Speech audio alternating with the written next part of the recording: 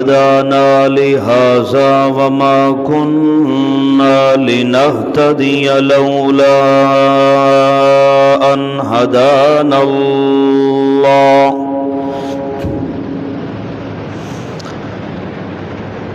تقدس بالجبروت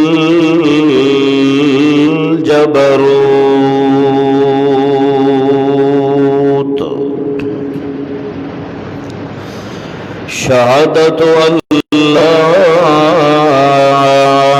إله إلا الله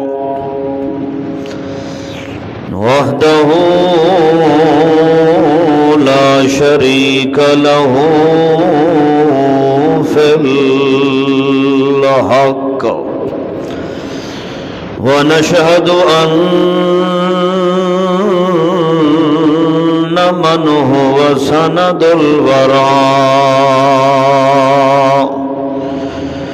إماما إنعاما وإكراما عبد الله ونبيه ورسوله أما بعد فأعوذ بالله من الشيطان الرجيم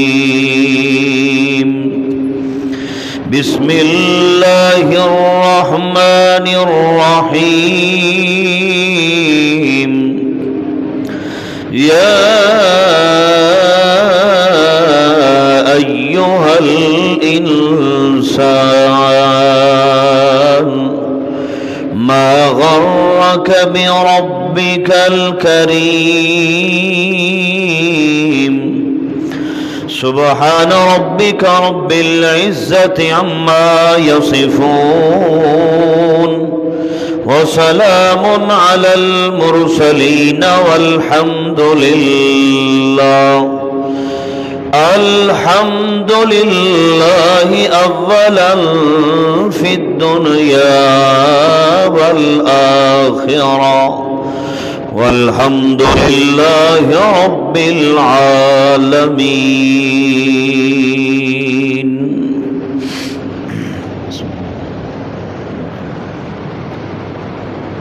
إلا أنت سبحانك لا إله اللہ رب العزت نے قرآن مقدس کی اس آیت مبارکہ میں اپنے انسان محترم کا مشفقانہ انداز میں شکوہ فرمایا ہے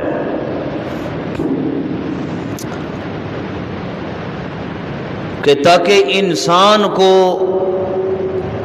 اس اللہ کے شکوے سننے سے کچھ نہ کچھ سبق یاد آ جائے، سارے جہان کو چھوڑ کے پھر انسان اپنے رحمان کی طرف متوجہ ہو جائے۔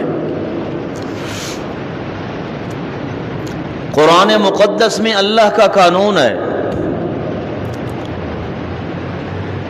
اللہ رب العزت کبھی کسی انسان کا گلہ شکوہ فرماتے ہیں، کبھی شرک کرنے والوں کا، کبھی کافروں کا، کبھی محبوب محمد مصطفیٰ صلی اللہ علیہ وسلم کے دشمنوں کا، کبھی اسلام کے دشمنوں کا، کبھی منافقوں کا، کبھی کس کا، مگر اس انسان کا بھی اللہ نے شکوہ قرآن مقدس میں نقل فرمایا ہے کہ جو انسان اپنے رحمان مہربان ذات کو بھول کر باقی سارے دروازے اس نے یاد کر رکھے ہیں مگر ایک وحدہ لا شریک مہربان رحمان ذات کا دروازہ یاد نہیں، اس لیے اللہ محبت کے انداز میں، مشفقانہ انداز میں اور نرم اور بڑے اچھے انداز میں شکوہ فرما کے اللہ نے انسان کو سمجھایا ہے کہ میں رب نے آسمانوں سے کتابیں بھی نازل فرمائی، زمین سے میں اللہ نے نبیوں کا انتخاب بھی فرمایا، تاکہ کسی نہ کسی طریقے سے اس انسان کو انسان بنا کے پھر یہی انسان اللہ کی جنت کے اندر جانے کا مستحق بن جائے۔ مگر انسان ہے کہ کبھی اللہ وحدہ لا شریک کی پرواہ کوئی نہیں، خدا کی ذات بھول چکی ہے، باقی ہر چیز یاد ہے، مگر یہ یاد نہیں تو صرف اللہ کا دروازہ یاد نہیں، اللہ کا گھر یاد نہیں، اور اللہ کا ذکر یاد نہیں، خدا کی سور و پکار یاد نہیں، اور سارے دروازے بندہ استعمال کر لیتا ہے، مگر ایک دروازہ خدا بندے کو دوست کی ذات کا انسان بھول جاتا ہے۔ معلوم ہوتا ہے دنیا میں جب دو دوست آپس میں ہوتے ہیں، ایک دوست دوسرے ساتھی سے کہے کوئی کام کہے تو دوسرا ساتھی اگر بھول جائے تو دوسرا دوست اس کو کبھی اشاروں کے اندر یاد دلاتا ہے کہ فلاں دن میں نے تیرے ذمے کام لگایا تھا، مگر سامنے اس کو نہیں کہتا کہ کہیں یہ مجھ سے ناراض نہ ہو جائے، اشارے کے اندر کنایات کے اندر وہ الفاظ کہتا ہے۔ اس لیے اللہ فرماتے ہیں میرا دل بھی نہیں کرتا کہ میں اپنے انسان کو اپنے سے ناراض کروں، میں بھی محبت کے انداز میں، مشفقانہ انداز میں اپنے انسان کو قرآن مقدس کی زبان کے ذریعے سمجھاتا ہوں کہ تو وہ میرے ساتھ کیے ہوئے سارے وعدے بھول گیا ہے، میں اللہ تجھے صرف یاد دلاتا ہوں وہ وعدے، تاکہ تو وہ وعدے یاد کر کے ان وعدوں کو نبھانے کی کوشش کرتا رہے۔ کتنا مہربان ذات ہے خداوند قدوس کی۔ یا ایھا الانسان ما غرک بربک الکریم، اللہ نے فرمایا یا ایھا الانسان، انسان کے دو معنی آتے ہیں اسلام کے اندر۔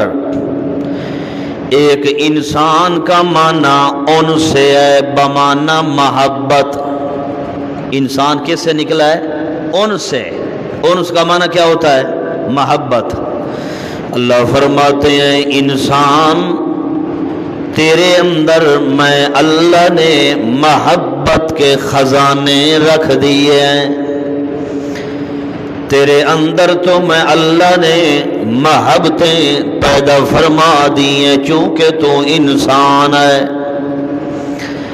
تیرے اندر جو محبت موجود تھی، انس موجود تھا، اس محبت کا تقاضا یہ تھا کہ تو اپنی محبت اپنے دل کے اندر اپنے وحدہ لا شریک کی پیدا کرتا، مگر سارے جہان کی محبتیں تو نے دل میں سما لی، پیدا کر لی، فلانے کی محبت، دنیا کی محبت، جائیداد کی محبت، تجارت کی محبت، پیسوں کی محبت، الفت کی محبت، سارے جہان کی محبتیں تو نے دل کے اندر پیدا کر لی، فلاں جناب پیر کی محبت، فلاں قبر والے کی محبت، فلاں دربار کی محبت، فلاں تویز لکھنے والے مولوی کی محبت، فلاں اکابرین کی محبت، سارے جہان کی محبتیں تیرے دل میں آ گئیں، مگر جے تیرے دل میں محبت نہیں پیدا ہوئی تو میں اللہ کی محبت پیدا نہیں ہوئی، اس لیے تو میں اللہ تجھے خطاب کر کے فرما رہا ہوں یا ایھا الانسان۔ تو انسان کا ایک معنی محبت کرنے والا، دوسرا معنی انسان کا نسیان سے ہے، بمعنی بھول جانا۔ اللہ کا قرآن کہتا ہے وَلَقَدْ عَهِدْنَا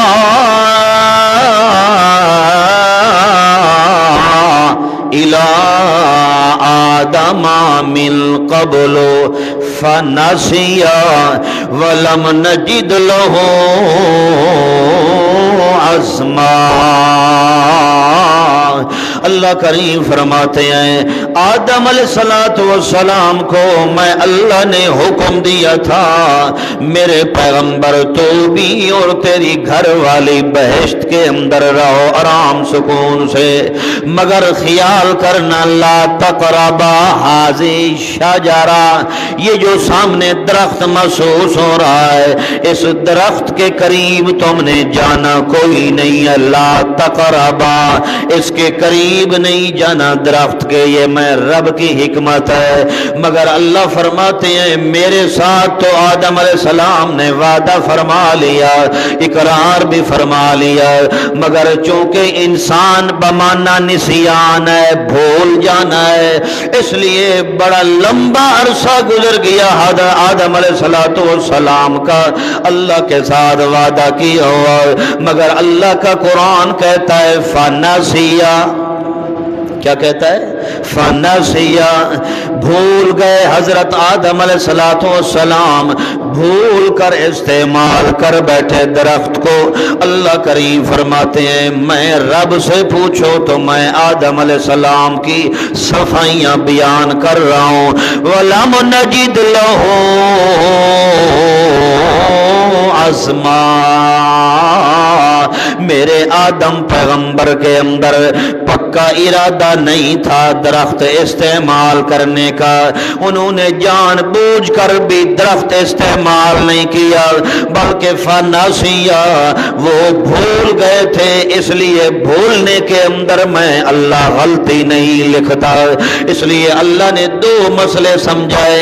پہلا مسئلہ سمجھایا کہ اللہ کے جتنے نبی ہیں سارے کے سارے نبی بشر اور انسان ہیں، کیونکہ بشر اور انسان کے اندر بھولنے والی صفت موجود ہے اور فرشتوں کے اندر بھولنے والی صفت کوئی نہیں ہے، اس لیے اللہ نسیان سے پاک ہے، مخلوق بھولنے سے پاک نہیں ہو سکتی۔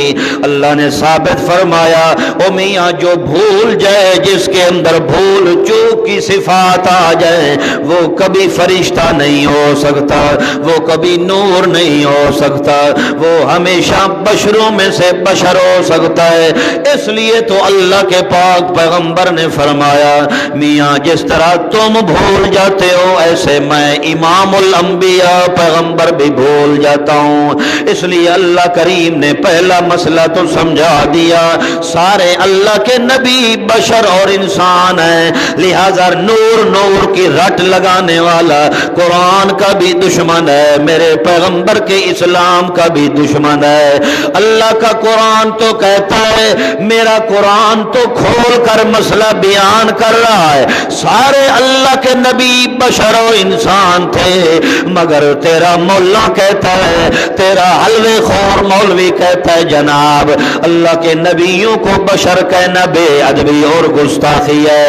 اور جب تو مسلمان اللہ کا قرآن کھولتا ہے، سورہ آل عمران کھولتا ہے، تیسرا سپارہ کھولتا ہے، تو تیسرے سپارے کے اندر اللہ کا قرآن کہتا ہے ما کان لبشر ان یؤتیہ الکتاب والحکم والنبوہ، اللہ فرماتے ہیں تیرا مولوی تو کہتا ہے نبی کو بشر کہنا بے ادبی اور گستاخی ہے، پر میں رب کا قرآن کہتا ہے میں نے نبوت دینی اس کو ہے جو اللہ کا بشر اور انسان ہوتا ہے، میں نے نبی انسان اور بشر کو بنا دینا ہے۔ پھر اللہ کے پیغمبر نے تو صاف صاف اعلان کر کے فرما دیا ہے، اللہ نے فرمایا میرے پیغمبر اپنی حقیقت بیان کرو، میں اللہ کی ربوبیت بھی بیان کرو۔ اللہ کیسے بیان کرو؟ اللہ کریم فرماتے قل انما انا بشر مثلکم، او دنیا والو سن لو میں پیغمبر کی حقیقت کیا ہے۔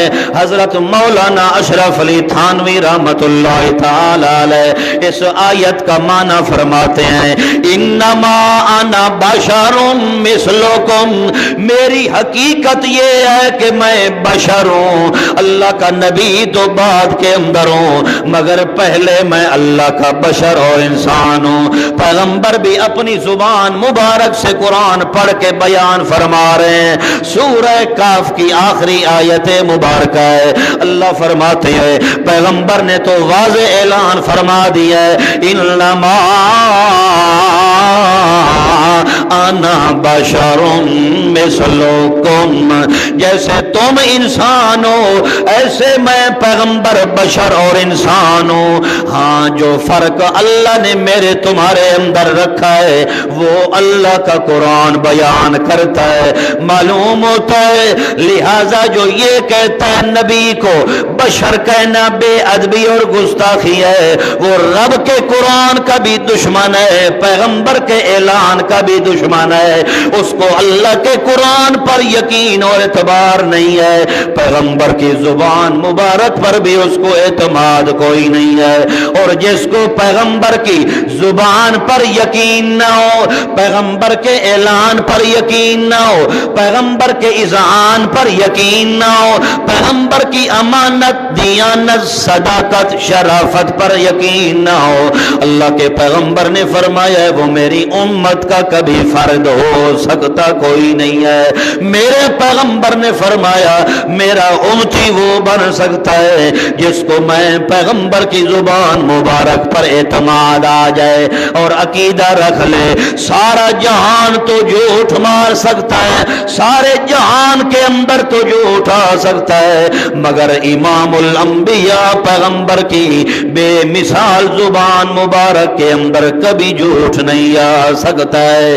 اس لیے اللہ کریم نے سمجھا دیا میاں بات یہاں سے شروع ہوئی ہے۔ انسان کا معنی ہے نسیان، نسیان کا معنی بھول جانا۔ اللہ کریم فرماتے ہیں آدم علیہ السلام بھی بھول کر درخت استعمال کر بیٹھے۔ پہلا مسئلہ اللہ نے سمجھا دیا میاں جو بھول جائے وہ خدا نہیں ہو سکتا، جو بھول جائے وہ نور کی مخلوق نہیں ہو سکتی، جو بھول جائے وہ بشر اور انسان ہوتا ہے۔ بھول جانا انسان کی کمزوری ہے، انسان کی صفت ہے، اس لیے اللہ کریم نے پہلا مسئلہ تو سمجھایا۔ دوسرا مسئلہ یہ سمجھایا کہ وناسیہ انسان نسیان سے ہے، نسیان کا معنی بھول جانا، لہذا جب میرے اور آپ کے بابا ابو البشر حضرت آدم علیہ السلام بھول گئے تو میں اور آپ بھی بھولنے کی صفت رکھ سکتے ہیں۔ بھولنے سے پاک ذات کون ہے؟ اور کوئی بھی بھولنے سے پاک کوئی نہیں ہے۔ اس لیے اللہ کریم فرماتے ہیں یا ایھا الانسان، او انسان، او تیری محبت تو دل کے اندر میں اللہ کی ہونی چاہیے تھی، مگر تو غیروں کی محبتیں دل کے اندر پیدا کر رہا ہے۔ میں اللہ تیرا شکوہ مشفقانہ انداز میں کر رہا ہوں۔ ما غرک بربک الکریم، او انسان بتا تجھے میں رب کی ذات سے کس چیز نے بدظن کر دیا ہے؟ الکریم، میں کریم ذات ہوں۔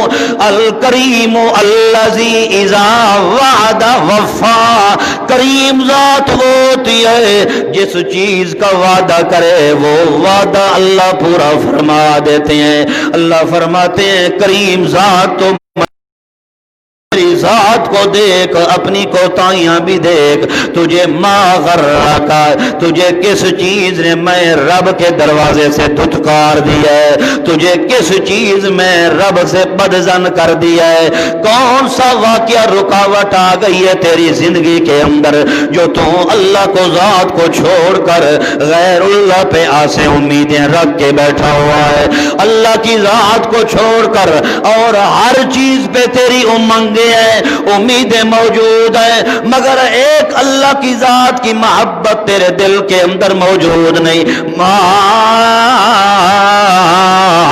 غرک بربکل کریم، اپنے کمالات بھی دیکھ، رب کے کمالات بھی دیکھ، اپنی کمزوریاں دیکھ، رب کی شازوریاں دیکھ۔ اللہ کریم فرماتے ہیں میرے احسان بھی دیکھ اپنے اوپر۔ اللہ فرماتے ہیں الذی خلقک فسواک فعدلک فی ای صورت ما شاء رکبک، میرے شازوریاں دیکھ، میرے قدرت کے کمال دیکھ۔ میں اللہ نے تو خالق کا تجھے پیدا فرمایا، سارے اندھیرے تھے تیری ماں کے رحم کے اندر، تیری ماں کے پیٹ کے اندر، خالق کا وہاں قدرت کی مشینری چلا کے، قدرت کے کرشمے بنا کے تیری تصویریں بنانے والا کون ہے؟ تجھے پیدا کرنے والا کون ہے؟ خالق کا تجھے پیدا کرنے کا میں اللہ نے اپنے ذمہ لیا ہے۔ یہ پیدا کرنے کا کمال میں اللہ کے اندر ہے اور کسی کے اندر نہیں ہے۔ پیدا بھی تجھے میں نے فرمایا، هو الذی یصورکم فی الارحام کیف یشاء لا الہ الا هو العزیز الحکیم۔ اللہ فرماتے ہیں یصورکم فی الارحام، ماں کے رحم کے اور پیٹ کے اندر وہ تصویریں تیری بنانے والا کون ہے؟ تیرے نقشے کھینچنے والا کون ہے؟ ذرا اکیلے تنہائی کے اندر بیٹھ کے سوچا کر، جو اللہ میرا تو نام نشان نہیں تھا، دنیا کے اندر میرا وجود نہیں تھا، میرا وجود بھی بنانے والا تو ہے، میرا نام بھی بنانے والا تو ہے۔ اللہ فرماتے ہیں جب سارے کمال میں رب وحدہ لا شریک ہیں تو لہذا مان جاؤ لا الہ الا هو العزیز الحکیم۔ زبردست ذات اور غالب ذات کس کی ذات ہے؟ اللہ کی ذات ہے۔ اللہ فرماتے ہیں میرے کمال بھی دیکھ اور اپنی وفاداریاں بھی دیکھ، میرے کمال کی طرف متوجہ ہو تو پھر تیرا دل فیصلہ کرے گا کہ واقعی اللہ وحدہ لا شریک ہے۔ جس طرح اللہ اپنے کمالات کے اندر وفاداری کرتا ہے، میں انسان بھی اللہ کی عبادت کے اندر، اللہ کے پیغمبر کی اطاعت کے اندر بھی وفاداری کا ثبوت دوں، کیونکہ جب اللہ نے میری ساری ضرورتیں پوری فرما دی، میری مجبوریوں کو بھی ہٹانے والا اللہ اور میری مشکلوں کو حل کرنے والا بھی اللہ، جب ساری چیزیں خدا حل کرتا ہے تو میں بھی وفاداری اپنے وحدہ لا شریک کے ساتھ ادا۔ اللہ قرآن مقدس میں گلہ شکوہ انسان کا وہاں فرماتے ہیں جہاں انسان اللہ کے ساتھ بے وفائی کرتا ہے۔ سب سے بڑی بے وفائی اللہ کے ساتھ شرک کرنا ہے۔ جو شرک کرتا ہے خداوند قدوس کے ساتھ بے وفائی کرتا ہے۔ بے وفائی کرنے والا تو دنیا کی نظروں کے اندر بھی گھٹیا ہوتا ہے۔ اللہ فرماتے جو بے وفا انسان ہو اس کو تو تم بھی اچھا نہیں سمجھتے، چہ جائے کہ جو اللہ کے ساتھ بے وفائی کرے اس کا فیصلہ خود کر لو۔ اللہ فرماتے ہیں میرے کمال بھی دیکھ، خالق کا تجھے پیدا کرنے والا کون ہے؟ ماں کے رحم کے اندر، ماں کے پیٹ کے اندر کون نبی ہوتا ہے؟ کوئی ولی ہوتا ہے تیری نقشے بنانے والا؟ کون پیر تیری ماں کے رحم کے اندر جو جہاں پر سارے اندھیرے آ جاتے ہیں؟ اللہ فرماتے ہیں یخلقکم فی بطون امہاتکم فی ظلمات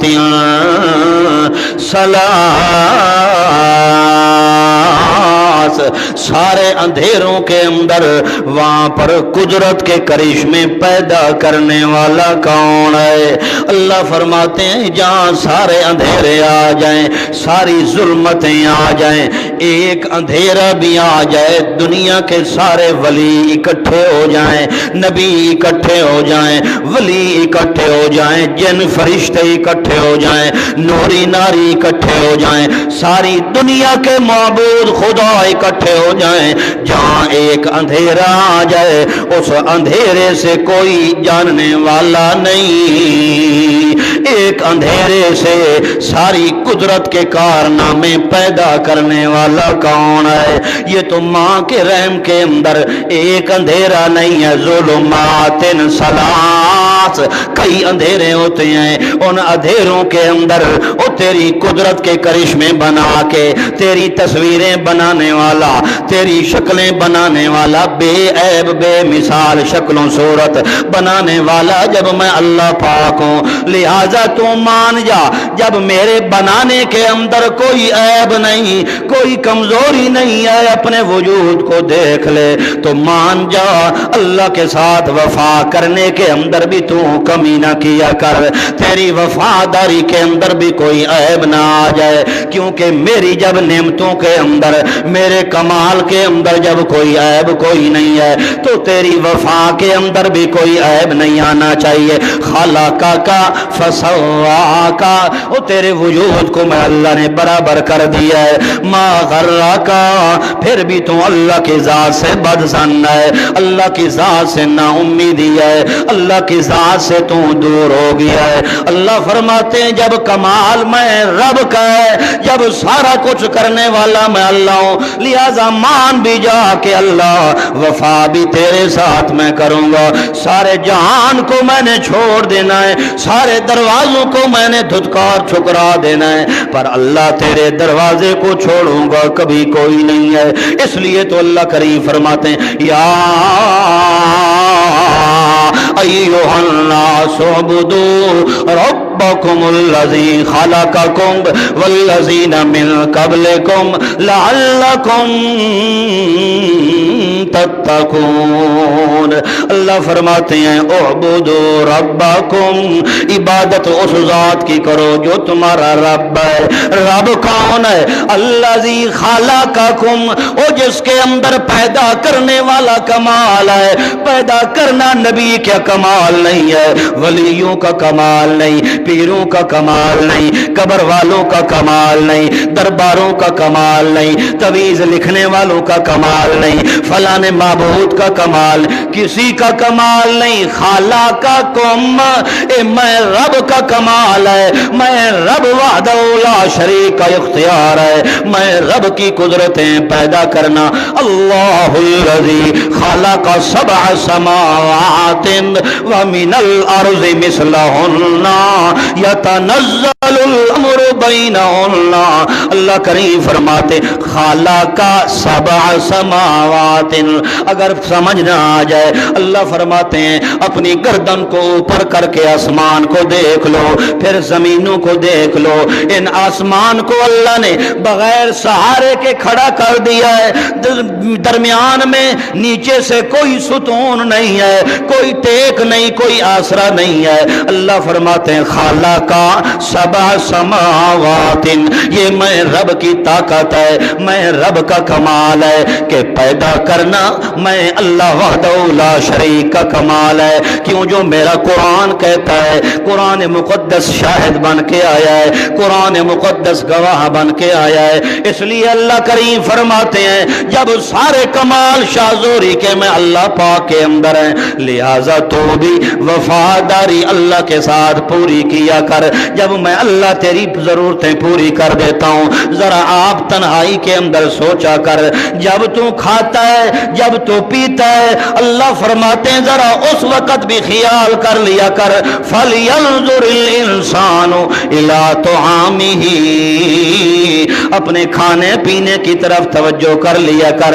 جب تو کھانے لگتا ہے اس وقت تھوڑا سا سوچ لیا کر کہ مجھے کھلانے والا کون ہے، میرے منہ تک لقمے کھلانے والا کون ہے، میرے پیٹ کے اندر غذاؤں کا انتظام کرنے والا کون ہے۔ اللہ فرماتے ہیں جو تھوڑا سا سوچے گا تیرا دل اندر سے فتویٰ دے گا یار دنیا کے اندر مجھے کھلانے والا بھی اللہ، مجھے پلانے والا بھی اللہ، میری ضرورتیں پوری کرنے والا بھی اللہ۔ اللہ فرماتے ماں کے پیٹ کے اندر تو تھا اس وقت سے تیری ضرورتیں پوری فرمائی، اندر بھی تیری ضرورتیں پوری فرمائی، جب ماں کے پیٹ سے باہر آیا تب بھی تیری ضرورتیں پوری فرمائی، مرنے تک تیری ضرورتیں پوری کرنے والا میں اللہ وعدہ ہوں۔ لہذا جب ہر موڑ کے اندر، ہر مرحلے کے اندر میں رب کی وفاداریاں، تو بھی اپنے رب کے ساتھ وفاداریاں کیا کر۔ اللہ کے ساتھ وفا یہ ہے، اللہ فرماتے ہیں میرے در کو چھوڑ کر، میرے دروازے کو چھوڑ کر غیر اللہ کے دروازے پہ امیدیں نہ رکھنا، کبھی ان کے اوپر امنگیں نہ رکھنا۔ ہاں دروازہ ایک ہی اللہ کا ہے جس سے ساری ضرورتیں پوری ہوتی ہیں۔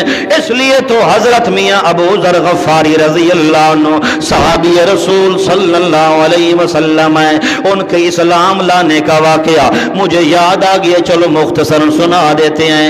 اللہ کریم کے پیغمبر کا صحابی ہے حضرت ابو ذر غفاری رضی اللہ عنہ، جس وقت زمانہ جاہلیت کے اندر تھے اس وقت ان کی تھی عادت کہ وہ اللہ کی ذات کو چھوڑ کر بتوں کی سور و پکار کرتے تھے، اور اپنے ساتھ سفر کے اندر، حضر کے اندر ہر وقت اپنے ساتھ ایک بت رکھتے تھے، اس کی پوجا پاٹ کرتے تھے، اس کو خدا سمجھتے تھے، اس کے سامنے منتیں منوتیاں سمجھتے تھے، سارا کچھ اس کو سمجھتے تھے۔ ایک دن آیا، اپنا واقعہ خود حضرت ابو ذر غفاری رضی اللہ عنہ بیان فرماتے ہیں، اسلام سے پہلے کی بات ہے۔ ایک دن میں سفر کر رہا تھا، سفر کی حالت کے اندر جب میں ایک جنگل کے اندر پہنچا، میرا بت خدا بھی میرے ساتھ میرے سامان کے اندر موجود تھا۔ جب جنگل کے اندر پہنچا، جنگل کے اندر میں نے کہا چلو تھوڑا سا تقاضا کر لوں، مجھے تقاضا آ گیا ہے، تقاضا کر لوں، قضائے حاجت کر لوں، پھر بعد میں سفر کرتا رہوں گا۔